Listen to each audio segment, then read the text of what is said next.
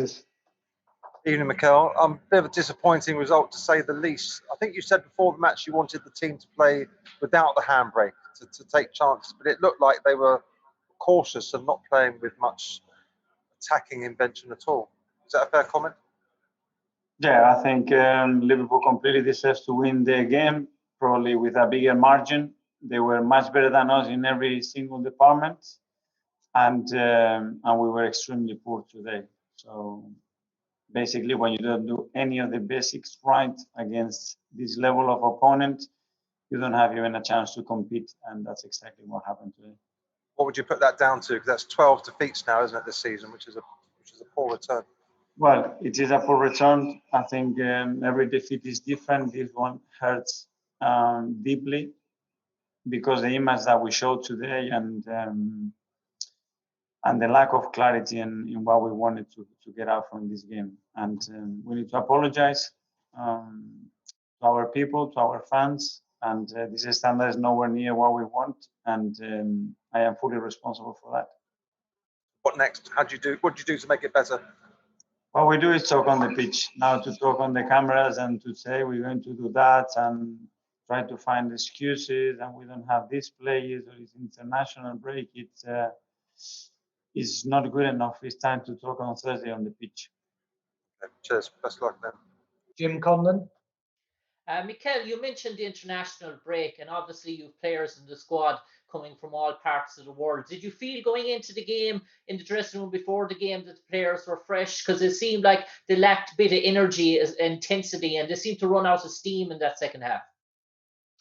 Well, it's true that in the second half we struggled after conceding the second goal as well, but I think confidence went down as well, and we were very poor in a lot of departments, and when that happens, it can look that we were tired, but it was more a mental issue and an issue of how we started the game and how we approach it. We didn't win enough duels, enough second balls, and that's the starting point. We gave so many easy balls away again, which against this opponent you get punished, and they were much better than us. And lastly, from me, Mikel, do you expect the players to show a statement of intent now the next day out against Slavia Prague and to really show pride in the jersey? Absolutely. This is the minimum that we can do, perform at a completely different level on Thursday. Rob Draper. Yeah, hi, Mikel. What is it with your team? Obviously, in the second half against West Ham, they can look so good in some games, and then we get a performance like this. It seems the inconsistency has been the feature of the season. Absolutely, and it's very frustrating to see that. And today was a big shock in the system because we have been really competitive against the big sides. When we beat Chelsea here, when we beat Spurs, when we draw against Manchester United. But today, they were really good, and a lot of credit to them because they were really good today, but we were extremely poor.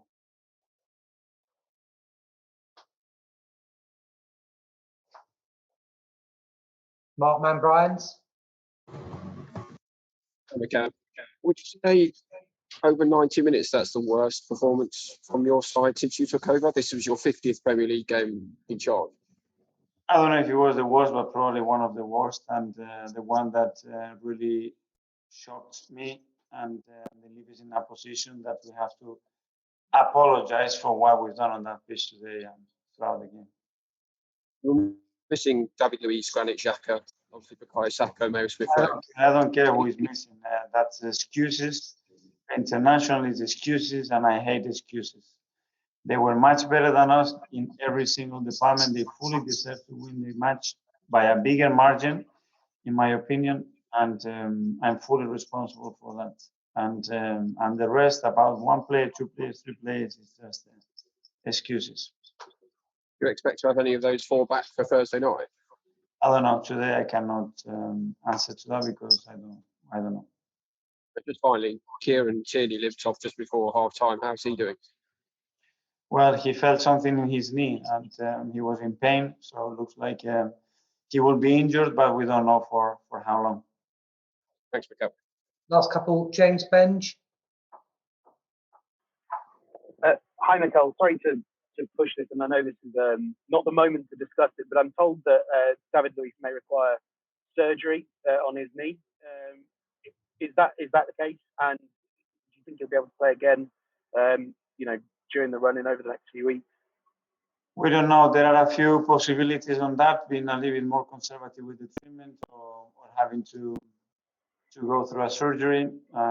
We are talking with the docs right now to make the right decision on that, but looks like he can be out for a few weeks at least. Do you think he'll play again this season? I don't know. Again, it would depend of what the decision that we take. If it's more conservative, it will be short term. If it's a little bit more radical, what he needs, obviously, would take longer. Finally, Charles Watts. Hi, Mikel. It was another game with Orba starting on the left-hand side. It didn't really work, very similar to the West Ham game. Were you expecting more from him tonight? Again, we expect more for every player, for myself, because the standards that we showed today are nowhere near Chelsea. I think Martin Odegaard was the only player whose average position was actually in the Liverpool half tonight. I mean, was it a case of just Liverpool pressing so well, or did things just not work at all going forward for you?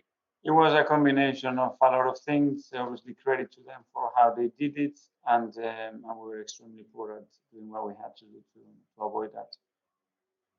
Thanks, Mikel. Thanks, everyone. Thank you.